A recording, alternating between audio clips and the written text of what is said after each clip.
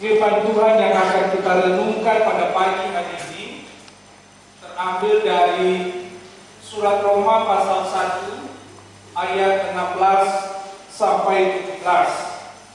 Ini hanya 2 ayat dan mari kita baca bersama-sama.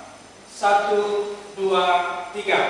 Sebab aku mempunyai keyakinan yang kokoh dalam Injil, karena Injil adalah kekuatan Allah yang menyelamatkan setiap orang yang percaya, pertama-tama orang Yahudi, tetapi juga orang Yunani.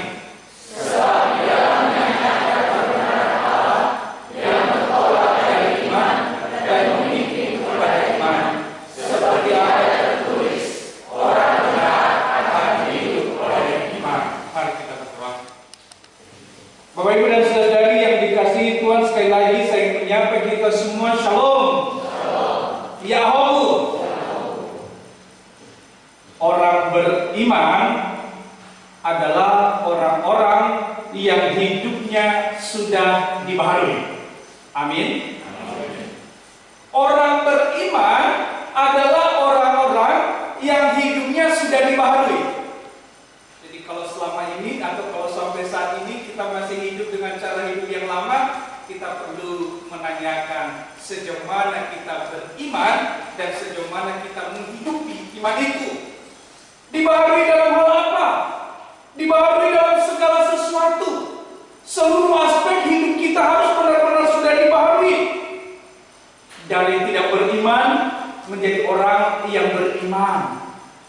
Dari tidak mau melayani Tuhan menjadi pribadi yang mau melayani Tuhan. Dari pribadi yang membenci menjadi pribadi yang mengasihi. Dari pribadi yang pendendam menjadi pribadi yang mengampuni. Ini semua adalah perubahan, pembaharuan ke arah yang lebih baik. Dan masih banyak lagi kalau kita mau menguraikan satu persatu pembaharuan seperti apa yang harus sudah dimiliki oleh hidup setiap orang yang mengaku beriman dan percaya kepada Yesus Kristus. Dari mana pembaharuan ini muncul? Bapak Ibu dan saudari yang dikasihi Tuhan, yaitu dari Injil atau firman Tuhan yang kita dengar, kita imani, dan kita hidupi setiap hari. Dan inilah tema kita pada pagi hari ini, pada minggu ini, yaitu Injil yang membaharui. Kita katakan bersama-sama 1, 2, 3. Injil yang membaharui. Apa itu Injil? Injil dalam bahasa Yunani Evangelion artinya kabar gembira, kabar sukacita, berita baik. Berita baik tentang apa? Yaitu berita baik tentang kasih karunia Allah yang menyelamatkan manusia melalui Yesus Kristus. Ada banyak berita baik yang kita dengar. Ada banyak berita sukacita. Tetapi ini bicara soal berita baik bahwa keselamatan itu telah dianugerahkan bagi setiap orang yang percaya, dan itu hanya melalui iman kepada Yesus Kristus. Yesus Kristus yang telah lahir, telah mati, dan telah bangkit. Itulah pusat Injil. Kabar baik itu berpusat di situ. Pemberitaan tentang Yesus Kristus yang telah lahir, telah bangkit, telah mati, dan telah bangkit, membuktikan bahwa Dia adalah Tuhan yang hidup dan Ia mampu memberikan kehidupan kepada setiap orang yang percaya kepadanya. Bagaimana caranya supaya berita baik ini tersebar ke seluruh dunia? Inilah yang kemudian dilakukan oleh para rasul, murid-murid Yesus, yang salah satunya adalah Rasul Paulus, memberitakan Injil kepada semua orang, termasuk kepada jemaat di Roma. Dan ingat, sebelum Paulus memberitakan Injil, mengambil komitmen memberitakan Injil, ia telah lebih dulu merasakan bagaimana hidupnya dibarui, diubahkan dari tidak beriman menjadi orang yang beriman. Kristen, membenci Yesus, dibaharui menjadi orang yang sangat mengasihi, sangat mencintai Yesus Kristus, dan menjadikan seluruh hidupnya menjadi pelayan bagi Yesus Kristus untuk memberitakan Injil. Inilah pembaharuan itu. Bapak Ibu dan Saudari yang dikasihi Tuhan, persoalannya Paulus menyadari bahwa tidak mungkin semua orang akan merasakan pertemuan seperti Yesus menemui dirinya ketika ia sedang berada di jalan menuju Damsyik mengejar orang-orang Kristen. Ia tahu tidak akan mungkin semua orang ditemui satu persatu seperti itu. Karena itu ia yakin bahwa cara Allah membaharui hidup setiap orang itu bisa dilakukan dengan cara, yaitu Injil itu diberitakan, kabar baik itu diberitakan, dan melalui itu Allah menggunakannya menjadi alat dan sarana mengubah hidup orang. Itulah yang kemudian dikatakan oleh Paulus di dalam ayatnya yang ke-16 tadi, bahwa aku dengan keyakinan yang kokoh bahwa Injil itu adalah kekuatan Allah yang mengaruniakan keselamatan bagi orang yang percaya kepadanya. Injil itu bisa dipakai Allah untuk mengubah hidup setiap orang dari tidak beriman menjadi beriman. Melalui Injil itu orang jadi tahu siapa Allah. Melalui pemberitaan Injil itu setiap orang yang percaya jadi tahu bahwa keselamatan itu bukan lagi hanya miliknya orang Yahudi, tetapi juga miliknya semua orang. Sehingga kita yang bukan orang Yahudi juga adalah menjadi bagian dari orang-orang yang diselamatkan itu. Kita orang Nias yang hadir di tempat ini atau orang dari suku manapun, ketika kita percaya kepada Yesus, maka kita adalah orang-orang yang diselamatkan. Ayat 16 dikatakan, sebab aku mempunyai keyakinan yang kokoh dalam Injil, karena Injil adalah kekuatan Allah yang menyelamatkan setiap orang yang percaya, pertama-tama orang Yahudi, tetapi juga orang Yunani. Memang harus diakui bahwa Yesus adalah sebagai orang Yahudi dalam tubuhnya sebagai manusia yang memberitakan keselamatan itu pertama-tama kepada orang Yahudi. Dan setiap orang Yahudi yang menerima itu mendapatkan keselamatan. Tetapi juga orang Yunani, orang di luar Yahudi yang kemudian percaya kepada Yesus Kristus, mereka juga mendapatkan keselamatan. Kalau dulu orang-orang yang hidup sezaman dengan Yesus, mereka bisa melihat langsung Yesus itu. Tetapi orang-orang yang hidup sesudah zaman Yesus, sama seperti kita yang ada di tempat ini, kita tidak melihat langsung siapa Yesus. Kita tidak bertemu muka. Tetapi melalui Injil, Tuhan menjumpai kita dan kita bisa berjumpa dengan Tuhan. Melalui pemberitaan Injil, kita jadi bisa mengenal Allah dan mengenal Yesus adalah Tuhan satu-satunya yang mampu membawa kita kepada keselamatan. Melalui Injil itu kita jadi mengetahui bahwa kita pun, kalau kita percaya, kita juga mendapatkan keselamatan itu. Ketika Injil dipercayai oleh yang mendengarnya, maka orang menjadi percaya, dan itu berarti hidup mereka dibaharui dari hidup yang penuh dengan dosa menjadi hidup yang dibenarkan oleh Allah. Hidup dibenarkan bukan berarti kita ini tidak pernah berdosa, ya. Kita memang ya sering-sering jatuh ke dalam dosa. Tapi bukan juga berarti ayo mari kita terus hidup dalam dosa. Tidak demikian.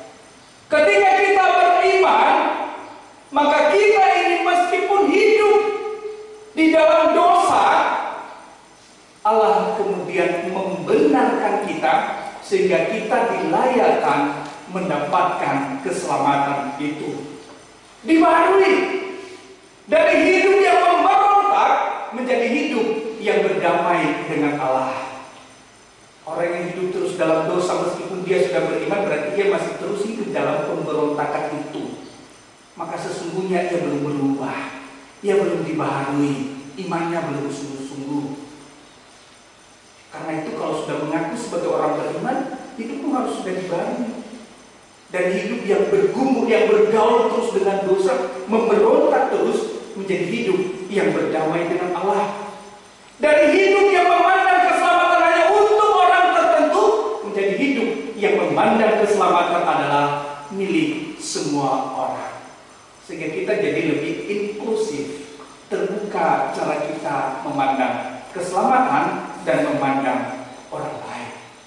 Ayat 17 dikatakan, sebab di dalamnya nyata kebenaran Allah yang bertolak dari iman dan memimpin kepada iman, seperti ada tertulis, orang benar akan hidup oleh iman. Artinya Bapak Ibu dan Saudara yang dikasihi Tuhan, melalui Injil ini cara pandang orang dibuka.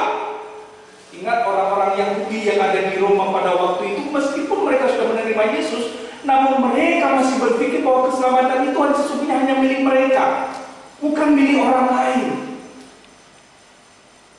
Tetapi melalui pemberitaan Injil ini, Paulus mengingatkan bahwa sesungguhnya siapapun kamu, imanlah yang menyelamatkan engkau. Bukan statusmu sebagai orang Yahudi atau sebagai orang Yunani, tetapi imanmu itulah yang menyelamatkan engkau. Cara berpikir mereka dibaharui melalui pemberitaan firman Tuhan. Iman, pertanyaannya, lalu apa itu iman? Dari hidup yang tidak beriman menjadi hidup yang beriman. Iman itu dalam bahasa Yunani pistis atau pisteo, artinya yang pertama adalah mempercayakan hidup secara total kepada orang lain. Mempercayakan hidup secara total kepada orang lain. Jadi kalau dikatakan beriman kepada Yesus Kristus, itu berarti mempercayakan seluruh hidup kita kepada Yesus Kristus. Mempercayakan berarti mengandalkan Dia dalam segala sesuatu. Mengandalkan Tuhan dalam segala sesuatu, bukan mengandalkan diri sendiri.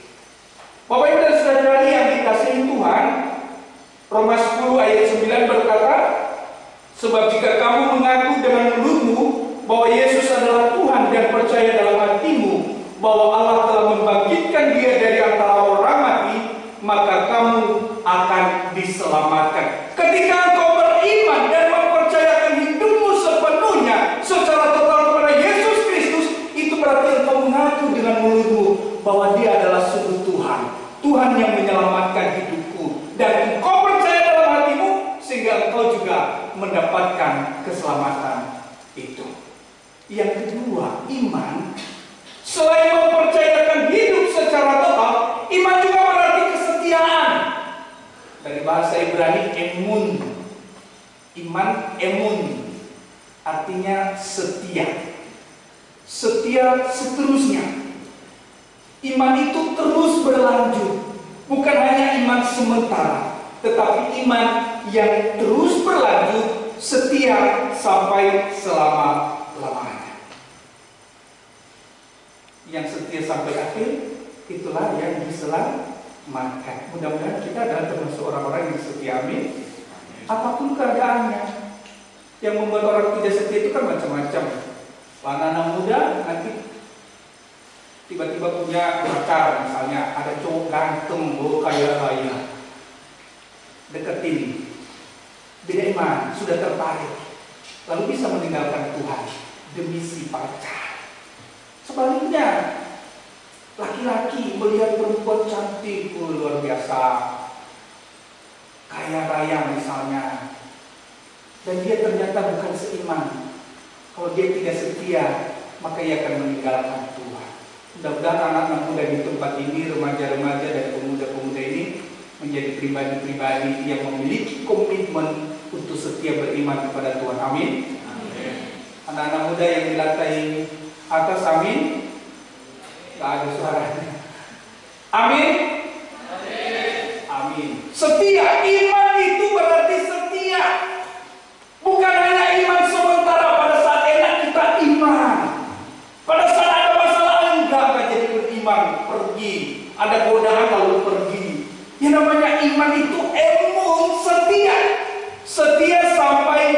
akhir. Saya teringat salah satu lagu itu, lagu yang Ola Firman balik kena pada Filipo Yesus, itu ternyata cerita di baliknya sungguh luar biasa. Salah satu orang, satu keluarga, salah satu suku di India ketika mendengar pemberitaan Injil, misionaris memberitakan Injil kepada mereka, itu Injil itu lalu kemudian mengubah hidup mereka, mengambil keputusan untuk mengikuti Yesus. Dan ketika itu ada pimpinan di sana, kepala suku di sana mengatakan bahwa engkau tidak boleh beriman kepada Yesus. Engkau sudah berbeda dari kelompok kita. Dan kalau kau tetap beriman, nyawamu adalah taruhannya. Lalu apa yang katakan dalam bahasa Inggrisnya dibuat begini, I have decided to follow Jesus, no turning back. Aku sudah memutuskan memilih Yesus dan aku tidak akan berpaling lagi. Apapun yang terjadi, nyawaku pun taruhannya, karena aku sudah memilih, maka aku memilih setia apapun yang terjadi. Dan itu lagu itu terkenal sekali. I have decided to follow Jesus. I have decided to follow Jesus. I have decided to follow Jesus. No turning back, no turning back. Mengikut Yesus keputusanku, mengikut Yesus keputusanku, mengikut Yesus keputusanku. Ku tak ingkar, ku tak ingkar. Bapak Ibu kalau gitu, mengikut Yesus. Kita nyanyi mengikut Yesus. 1, 2, iya. Mengikut Yesus keputusan, mengikut Yesus keputusanku, mengikut Yesus keputusanku. Ku tak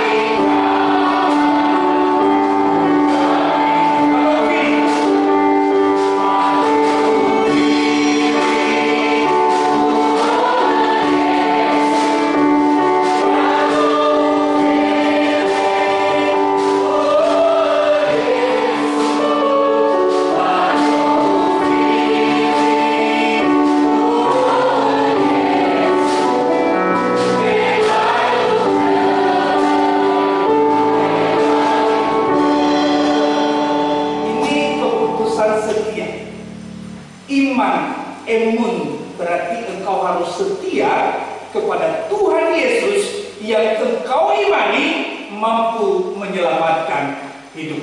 Amin.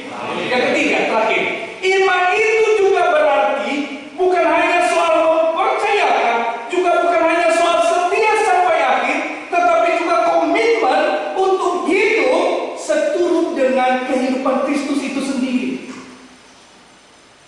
Hidup semakin serupa dengan pribadi yang engkau imani. Jangan hanya bilang, aku beriman Pak, aku kan percaya di dalam, aku setia Pak. Pun kalau ada yang menggoda aku tidak akan terganggu, aku tidak akan tergoda. Tetapi lihat, apakah hidupmu juga sudah semakin serupa dengan Kristus atau belum? Itulah yang disebut dengan pembaharuan. Beriman itu berarti hidup dibaharui dari waktu ke waktu supaya hidup kita semakin serupa dengan Kristus. Caranya yaitu ya melalui Injil yang diberitakan ini, melalui firman Tuhan yang diberitakan ini. Sehingga kita mengenal Allah, kita jadi tahu juga apa perintah-perintahnya. 1 Yohanes 2 ayat 3 berkata, dan inilah tandanya bahwa kita mengenal Allah, yaitu jikalau kita hidup, jikalau kita menuruti perintah-perintahnya. Perintah itu kita tahu dari apa? Ya dari pemberitaan firman Tuhan. Kalau tidak ada pemberitaan firman Tuhan, tidak ada Injil, maka kita tidak tahu apa itu kehendak Allah di dalam hidup setiap kita. Melalui pemberitaan Injil, melalui pemberitaan firman Tuhan, kita jadi tahu apa yang dikehendaki oleh Allah dan apa yang tidak dikehendaki, sehingga kita harus berusaha hidup seturut dengan kehendak Allah. Dari waktu ke waktu hidup kita berusaha dibaharui terus-menerus semakin serupa dengan Kristus.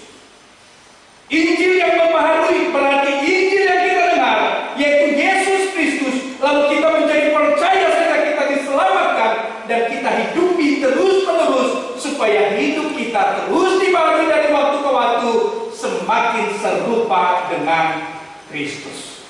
Semoga kita mampu membaharui diri kita dari waktu ke waktu melalui Injil yang kita dengar, melalui firman Tuhan yang kita dengar, kita imani dan kita hidupi. Amin. Amin. Tuhan Yesus memberkati. Ayat hafalan ayat 16. Kita baca bersama-sama. 1, 2, 3. Sebab